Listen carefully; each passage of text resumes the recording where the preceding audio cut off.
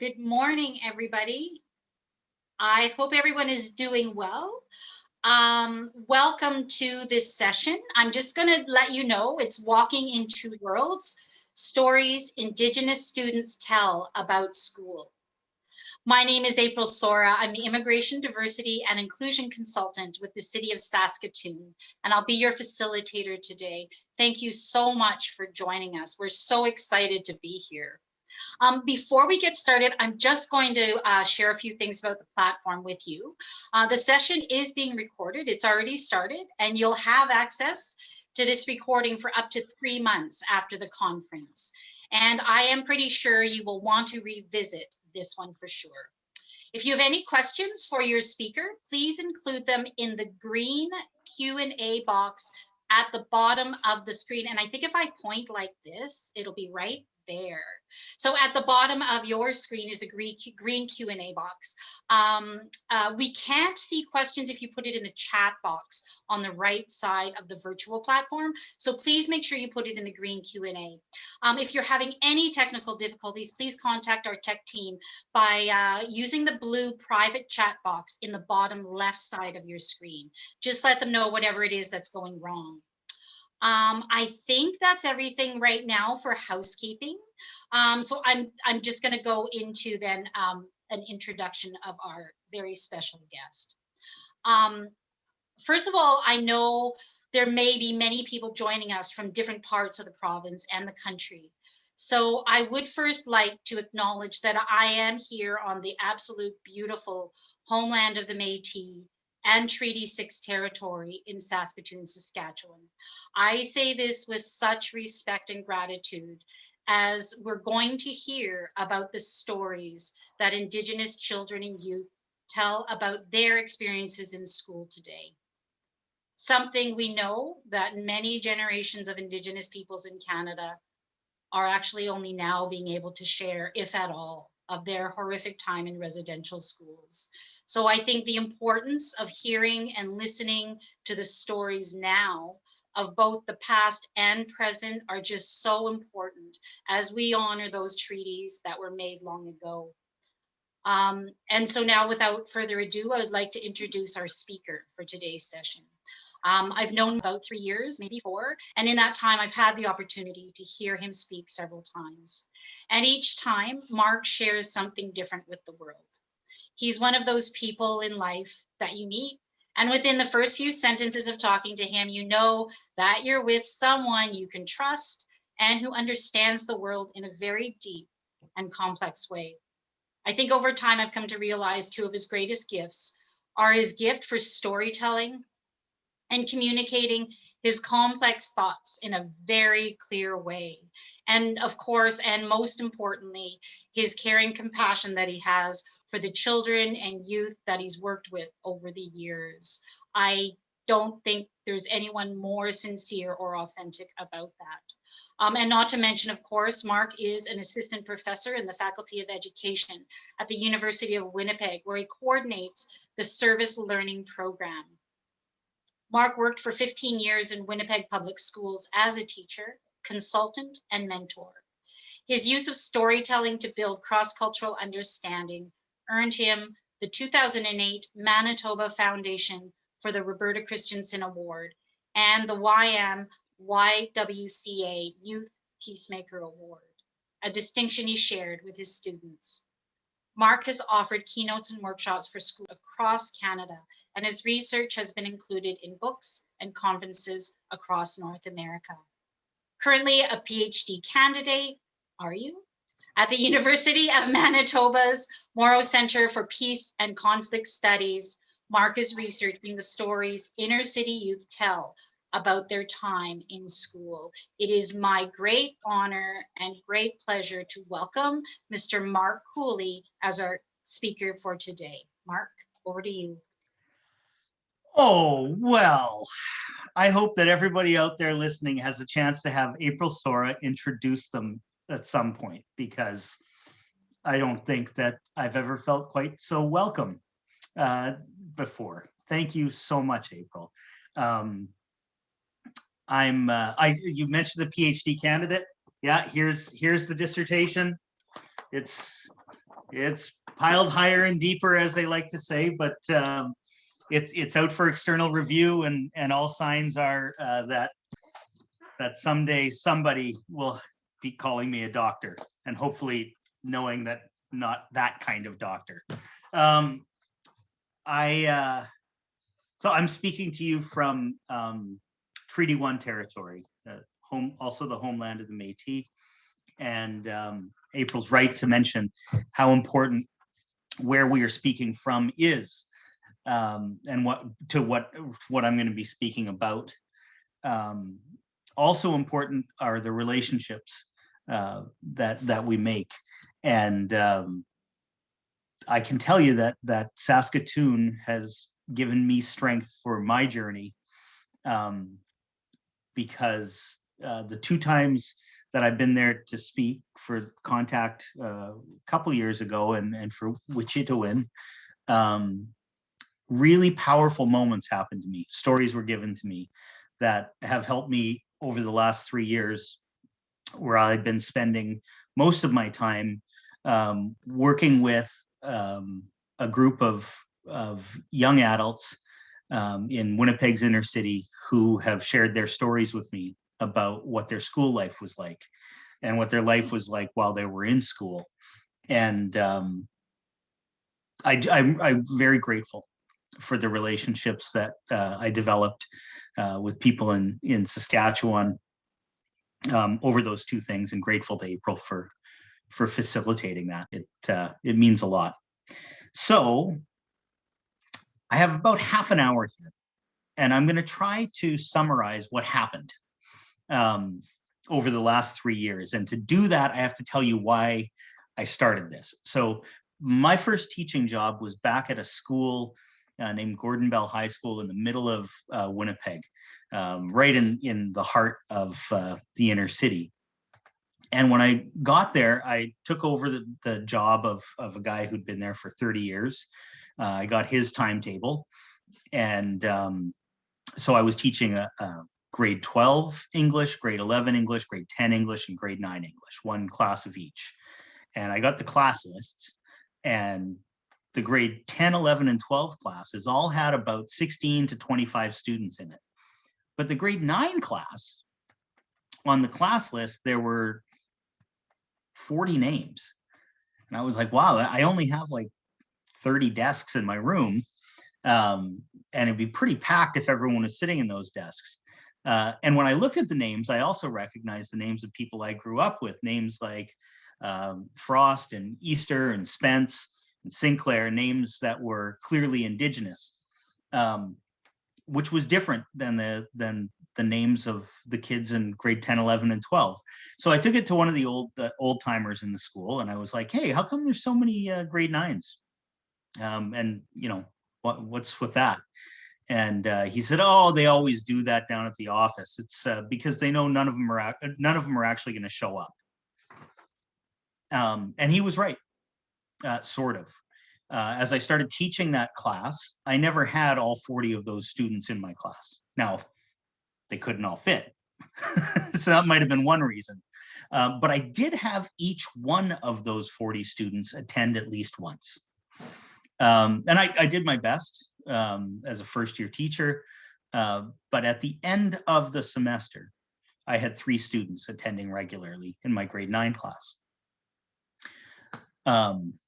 So I figured, I was going to get in trouble. Something's going to happen.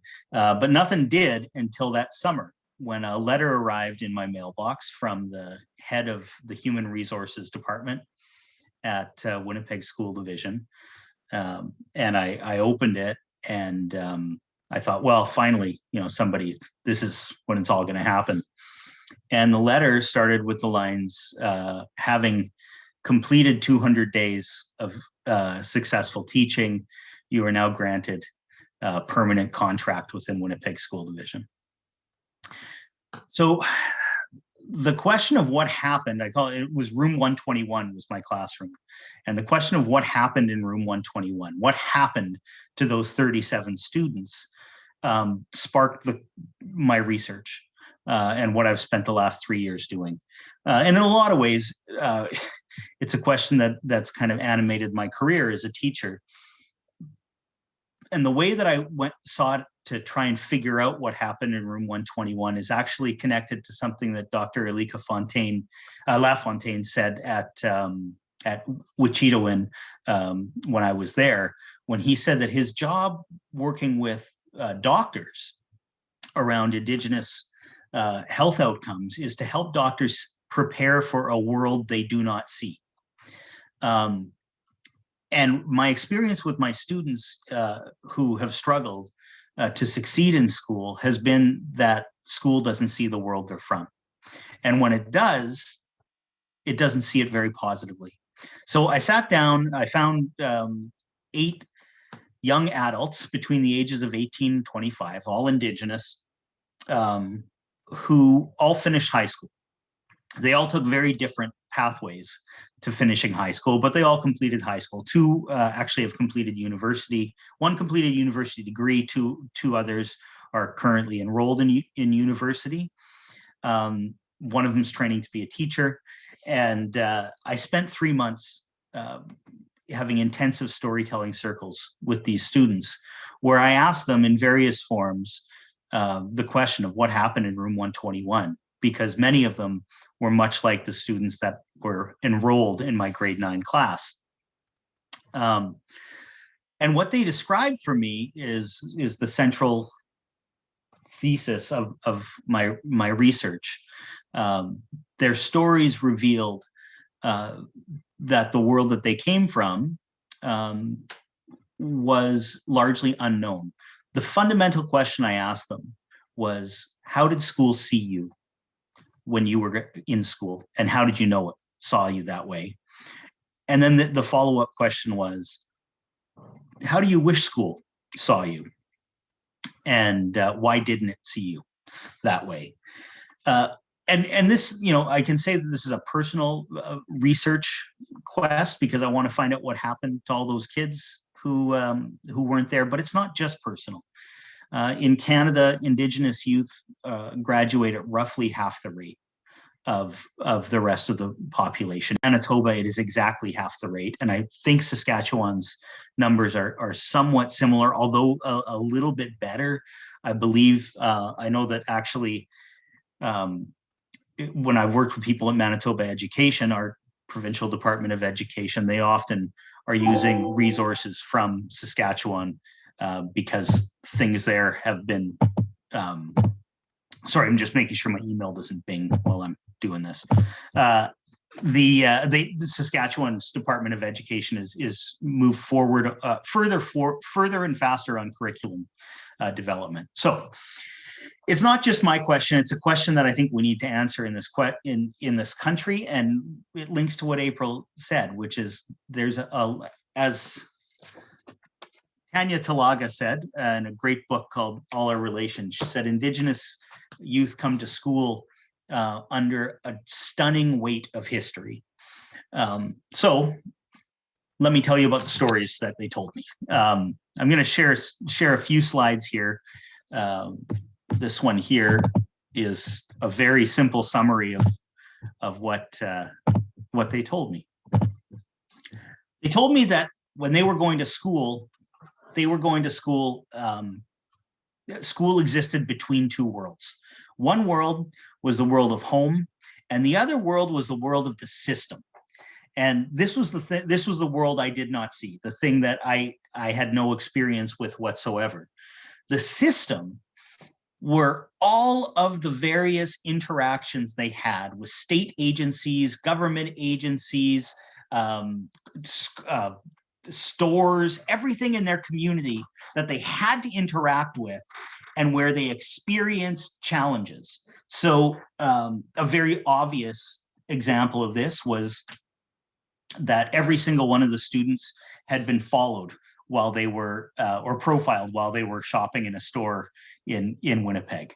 And in a theme that developed through all their stories, they showed tremendous resilience and creativity in coping with this. It frustrated them, but they were regularly trying to figure out how to manage the way that the system treated them. So a good example of this creativity is Derwin, who was at 7-Eleven with his buddy, and the security guard was following him the whole time. And so when he went up to the counter with his Slurpee, he said to the clerk, he said, I think your security guard has a crush on me. And the person at the counter said, what are you talking about? Well, he hasn't taken his eyes off me since it, but you know what? I have a girlfriend. You should let him know. So these sort of acts of humor and resistance ran through all of the interactions that these young people had with the system. But they weren't funny. They weren't funny interactions. The CFS and the police, along with Manitoba Housing, our housing authority, and the justice system, were four of the biggest aspects of the system that influenced students. And this is a quote from John, one of my storytellers. And he said, when I was growing up, CFS was watching our house, right? Lots of kids like us. So he said this is a regular thing for kids to know that they were being watched by CFS. They knew there was partying in the house. They knew there were kids in the house, but no one ever came. But then once, and he tells this story, the police knew our house, right? Because they would always be called for disturbances. So CFS and the police definitely knew our house. And yeah, the cops too. There was a few times where my brother, he knew his rights. He said, you can't come into my house without a warrant. And then the cop just put on some black gloves and choked the shit out of my brother and grabbed him by the neck and threw him on the couch and just choked him. Now, John was 7 years old when this happened. And his brother would then end up incarcerated. Another example of how the students were regularly dealing with the fact that they knew they were being watched, and that the system was sort of surveilling them wherever they went, was this. Every one of the participants knew of somebody who'd been stopped on the sidewalk for riding their bike, because our province has a traffic regulation that says if you're on a bike that has a tire larger than 21 inches, you're not allowed to ride it on the sidewalk. Now I ride a bike on the sidewalk, and my tires are adult-sized tires, and I've never been stopped. And yet every single one of my storytellers had a story of either being stopped or having a friend stopped. In this case, the storyteller talked about how his brother got a ticket for $150, which then he couldn't pay. He didn't have a job. He was a teenager, but then put him into a situation where there was reason to pull him over as soon as that ticket was overdue. The reason why I'm mentioning this, well, is because, first of all, these stories should be told, but secondly, because what the participants told me was that they learned to be very suspicious of people who weren't part of their network, who weren't part of their family or friend network, because they had evidence from all of these people who the rest of society trusted that they would be dealt with in a suspicious way. They felt watched regularly. Now, so that's one world, the system. And I should mention too, that the system is absolutely essential. It's not like they can just walk away from it. This system exists to support them. And yet it doesn't operate that way. So on the other side of things, there's home, right? So that's one world is the system, and then the other world is home. Home is a complicated place. Home bears all of the legacies of the stunning weight of history that Indigenous folks have faced and have survived through, and in a lot of ways have thrived through over the history of colonialism in this country. But it's left scars. So there are some challenges, significant challenges with addictions and with engagements with the system at home. However, and this is so important, love is love. And the stories that participants told about home show that whether the system or school wanted to see it or not, home was the place where they found the supports that they needed to feel good about who they were. Sometimes that required tremendous sophistication. Sometimes they had to get that sense of love and support and belonging from friend groups. Sometimes they did it from aunties, from uncles, from kookums, sometimes from parents. But always they had a place that gave them the support they needed. This is a good example here. I'll share this. Of Sage, one of the storytellers. She said, I think they say our DNA has like, oh, this is going to sound so dumb. She was always like, I always knew she was going to tell me something profound when she would say, oh, this is going to sound dumb, or I think this is stupid. And then I'd be like, oh, I better make sure I pay attention. I think they say our DNA has like, oh, this is going to sound so dumb, but our DNA has a memory. And when I hear my grandparents talk, or my great-grandparents, they always say that they had a village. I feel like we always need a village. And I feel that's how we operate in the best way we can, because we have people, supports from all ends, families, cousins, I guess, who help. We have our own circles. So this was really important to understand, for me to understand the stories that these young adults were telling me, was that they found supports at home. And as a teacher, as a guy who, you know, has been in the system, a settler teacher for years and years, I knew that this wasn't something that schools necessarily believed or recognized in general. And there was reason for that. So remember, I said one of the things that students learned from the system was be careful who you trust. Be careful what you reveal about yourself. Right? Trust was the currency of their relationships, which makes a lot of sense. So then when they went to school, unlike me, who, you know, I walked into school, I had absolutely no reason to not trust my teachers, right? My parents were teachers. My teachers looked like me. They spoke like me. The stuff that we read in school was the same stuff I read at home. There was absolutely no difference whatsoever. But the students who told me their stories, that wasn't the situation for them. A good example of this is this. So this is a student who grew up, her family was quite poor, and 7 of the 8 participants grew up in poverty, or experiencing poverty. And it's important, this is a whole other topic, but I should mention it. Being Indigenous does not mean being poor. Right? Those two things are not the same at the same time. And so we can't conflate Indigenous culture with poverty. That's a huge mistake, and it happens in the popular media all the time. However, we do know that because of historical forces, Indigenous people are far more likely to experience poverty than non-Indigenous people. So this is a student who's talking about how her family coped. She said, well, when you come back to school in September and after the breaks, those are the hardest times. The beginning of the year is exciting for most students because you get to go back and see your friends, and you had a great summer of like doing whatever you did with your family, camping, all those fun things. And you have all your new school supplies for the year. You remember that good feeling of having all that good stuff? Well, you don't get that when you have the family that I did. So you're going to school wearing the same stuff you did last year, or like a few mismatched things, or in things that you threw in the closet and it looks new, but you know it's not new, and you don't have school supplies. So all your friends are showing off all the cool stuff, like, oh, we went on vacation, we spent the whole month at the cabin, and like, oh, I biked to Kildonan Park and I scrounged up enough change to go swimming.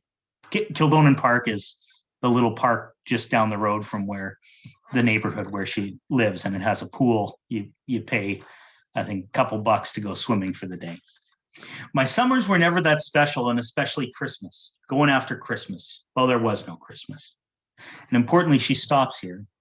This is Sydney. Well, there was a Christmas dinner, absolutely. My family, after they stopped trying to do presents and birthdays, they stuck with doing dinner. So it's like you don't have anything to talk about. So you either make things up or you don't talk to anybody. And I did both. A couple things I want to point out about this. Look at the creativity. She says, oh, I don't have new clothes, but I know what I'm going to be coming into. So I learned somewhere along the line that when June comes, I take my newest clothes and I put them in the closet and I don't wear them all summer. So that when I come back in September and everyone's got their new clothes, it looks like I have something new. That's the same creativity that she learned from interacting with the system. Another example of this was the school would call home all the time and say, oh, you know, she hasn't been in school. She hasn't been in school. And so, and the school would always say, why hasn't your parents responded? She's like, my parents have a pay-as-you-go phone and there's no minutes after 6 o'clock. So I didn't have to worry about any of that at all. So there's tremendous creativity. And the heartbreaking part of this, and the heartbreaking part of the mismatch between students' home experience and school experience, was the love that's on display in this story. Yeah, they didn't have Christmas presents, but they had a Christmas dinner. And in another storytelling session, she talked to me about how every person had a role in making that dinner. And they planned it for weeks. But she didn't feel like that was something she could share at school. So, of course, I'm going way, not getting as far as I should be. Let me tell you about the school. So school is the world in between the system and home. And the good news is there were some things that were really, really important at school that made the students feel welcome. But at the same time, there were big aspects of the school that felt like the system. The biggest barrier that schools have to overcome if they are going to be places where Indigenous youth can succeed and show their creativity and their intelligence and their cultural vitality is trust.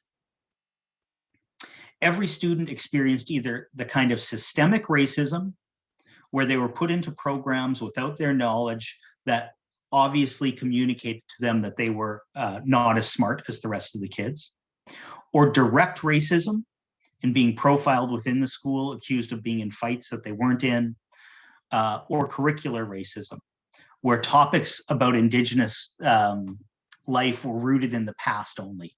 So they felt like when they were being talked about, they were being talked about as if they ceased to exist.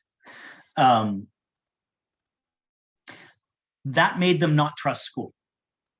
That made them put school in the same box as the system. What worked, what helped them, and all of them can point to the person in their life who did this, were the efforts of incredibly caring individual teachers. And I just I'll end by showing you two things. What I did was I took all the stories that the students told about teachers who made a difference, and I kind of distilled them until I had all the common characteristics. And these are the characteristics of the teachers who make a difference. This is what I'm going to spend the next few years of my life professionally trying to get across.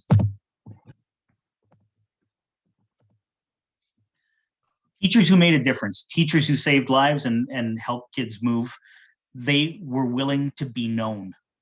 They opened up who they were to their students long enough for the students to let themselves be known.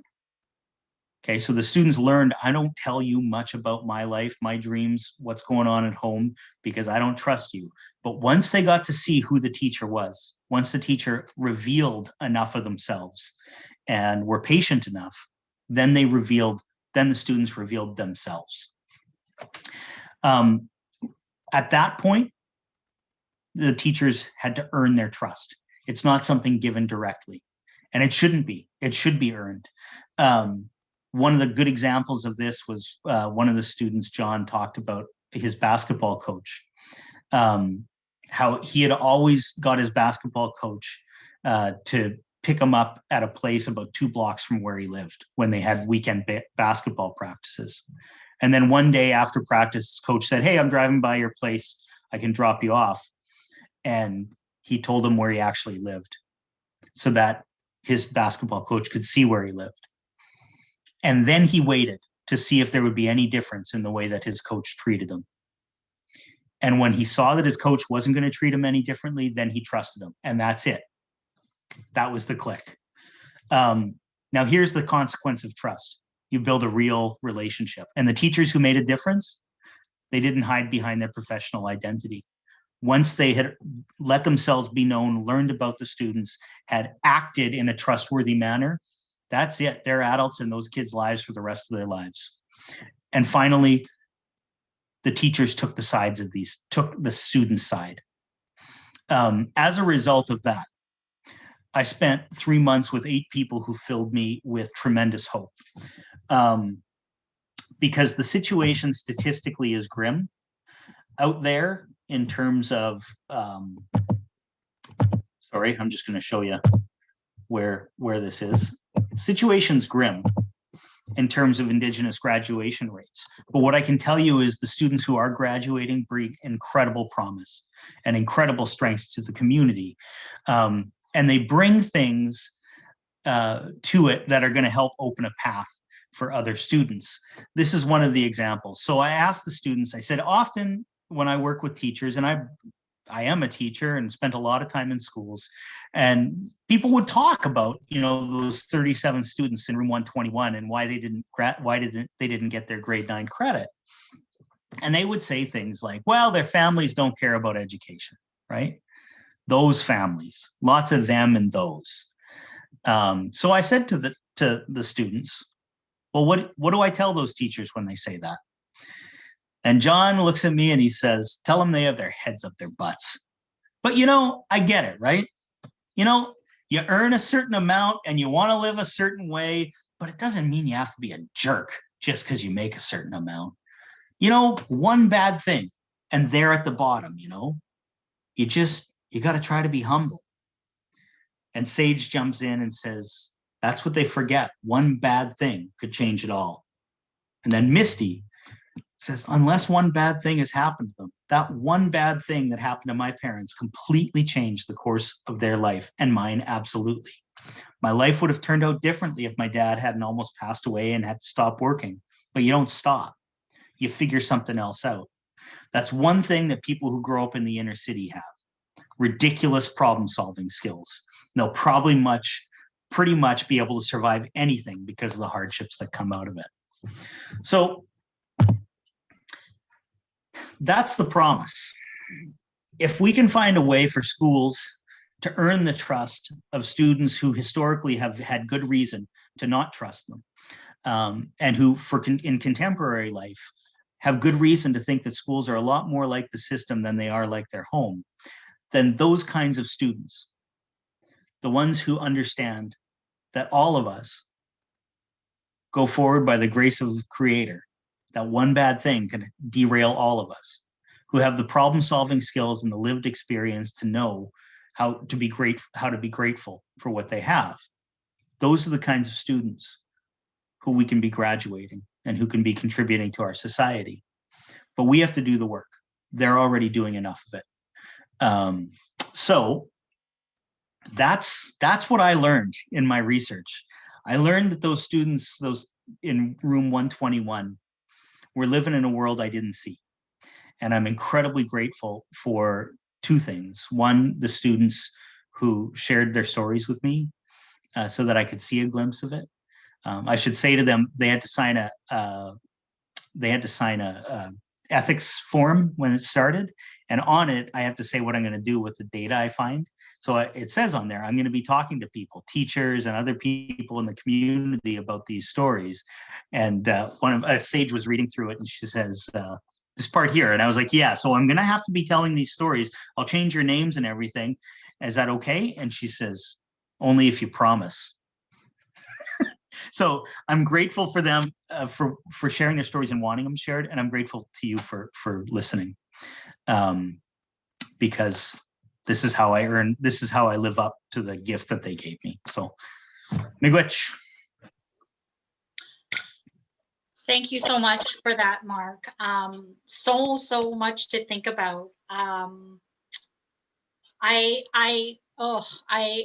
I think a lot of that, and I don't know if you've thought about this before, but a lot of those things that you talk about that we need, the characteristics of teachers who made a difference, some of the things we incorporate into, it's true of all of our systems. It's true of our large organizations. It's true of adults, not just children, not just for kids.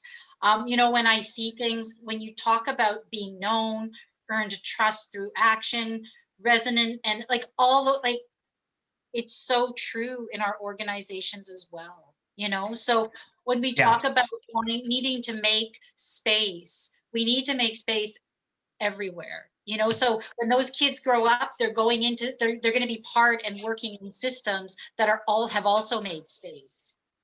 Yeah. And I should say that the presence of caring individuals wasn't limited to schools. As much as CFS, our Child and Family Services system here, is a pernicious plague on the Indigenous community, there are individuals in it as social workers and as foster parents who are doing incredible work. So it's tough. It's one of those wicked problems, right? Yes, absolutely. I have a question here for you. Since you mentioned that much of the racism in schools is systemic, what are some actions that you would recommend teachers to push their administration to change or improve upon? Excellent question. So I thought a lot about this because it's this stuff that's hard to see. I think that even though it's so obvious, I think that whenever a teacher has the story of a student who has faced challenges with the school system, with a rule at the system, it's incumbent upon that teacher to raise that, to tell that story. Because often in school discussions, people think, oh, that's just your opinion, right? You're just a social justice warrior. You're just a whatever it is. It's not opinion. It's a student's experience. So, for instance, Derwin, one of these guys, he and his entire school or class, who graduated grade 8, went to the same high school. They went from a school that's 80% Indigenous. The high school is this big high school. They were all put in a special program without their parents ever being told about it. And it was a special program that was absolutely designed to warehouse them and keep them away from the rest of the students in the school, right? When you see stories like that, you have to speak up. The other thing is, it's okay to tell the students that you see it too. It's okay to say to them, yeah, you're right. Because that helps them. They often don't expect that you're going to change the system for them, but knowing that you see it too, that gives them a lot of strength, for sure. And find allies in the school system who see it the same way as you. My God, you'd be surprised. And you need that strength because it's hard.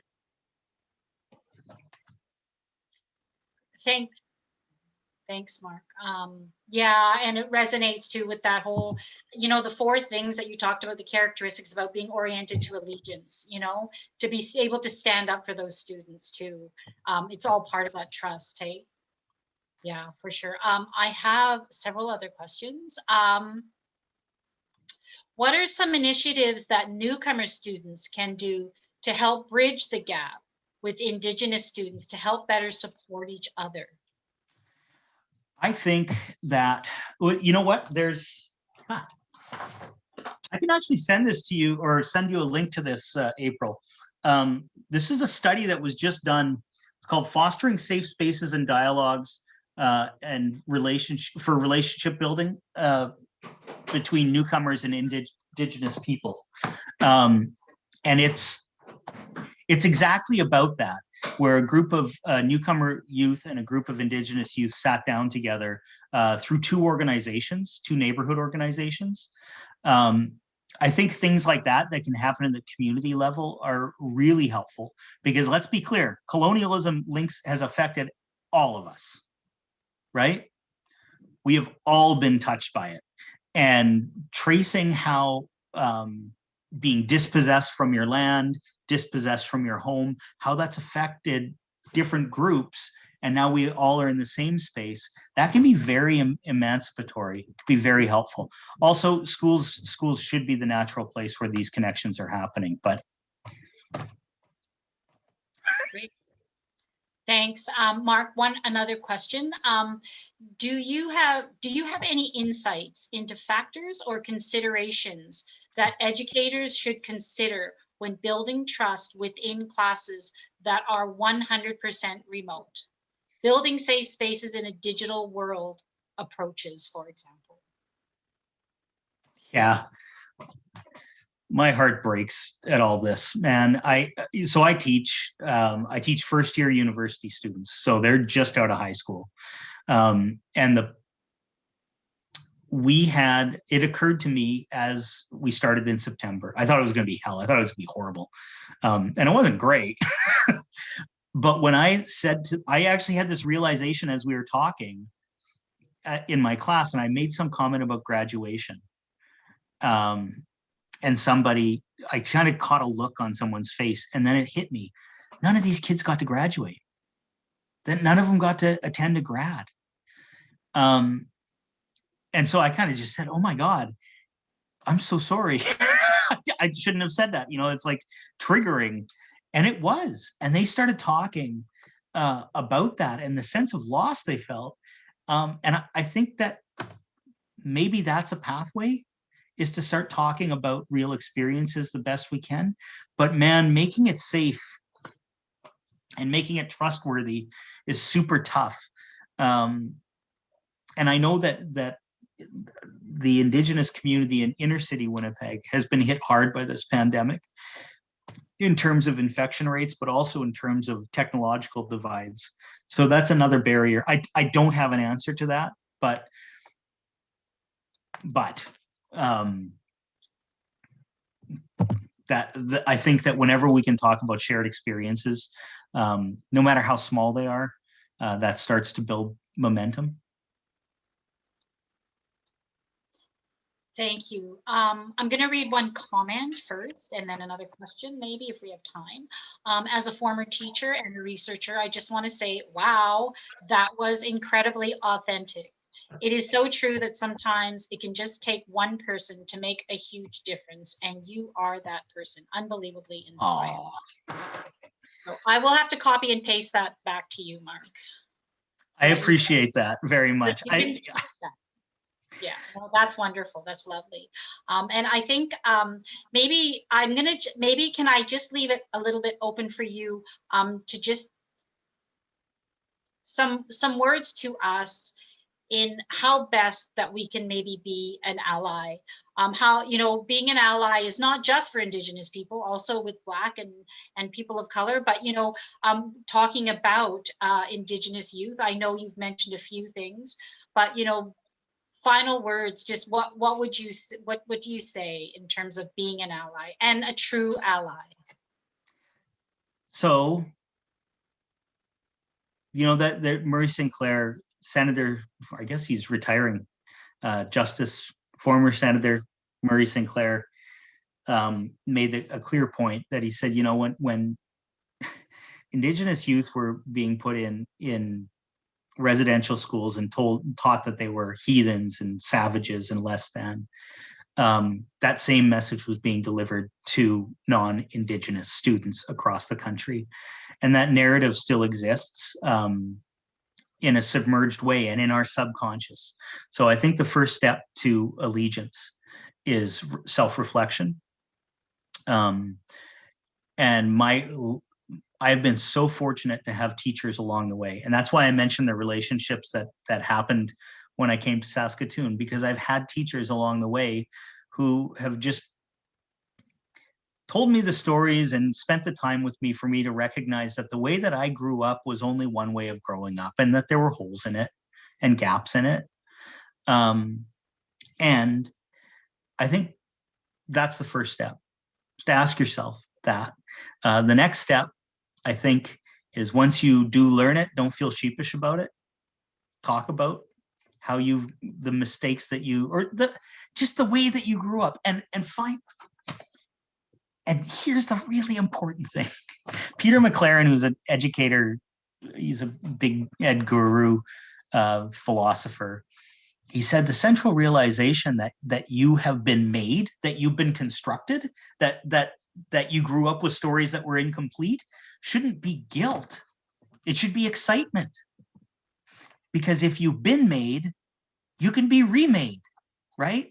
So I think embracing the sense that the future can only get better if we do the work of figuring out more complete stories, and then walking into the confusion of like, how do we live in this new way?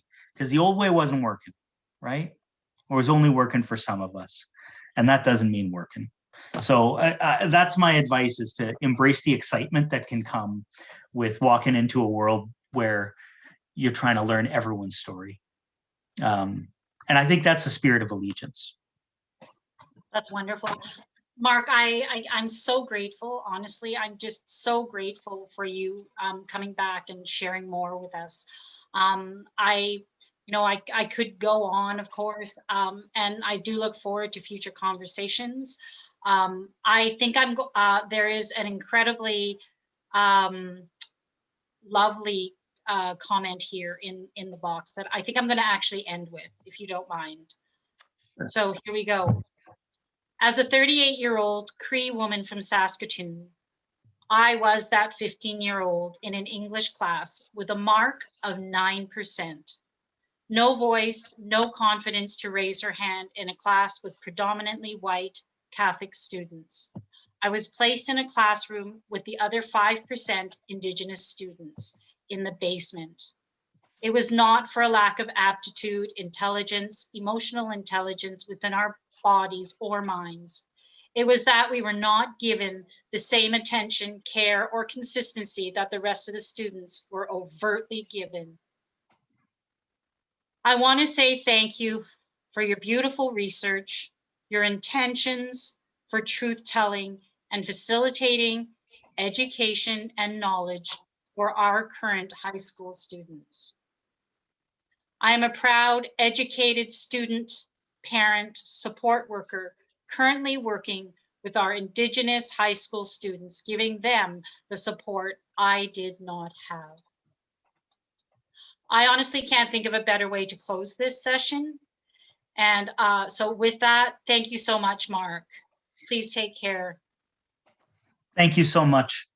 And thank you so much, everybody, for joining us. Everyone stay safe, eh? We're going to get through this. Yes, we are. Yeah. And please make sure you join the next session. And I wish you the best over the next 2 days. Thank you very much. Bye, everybody.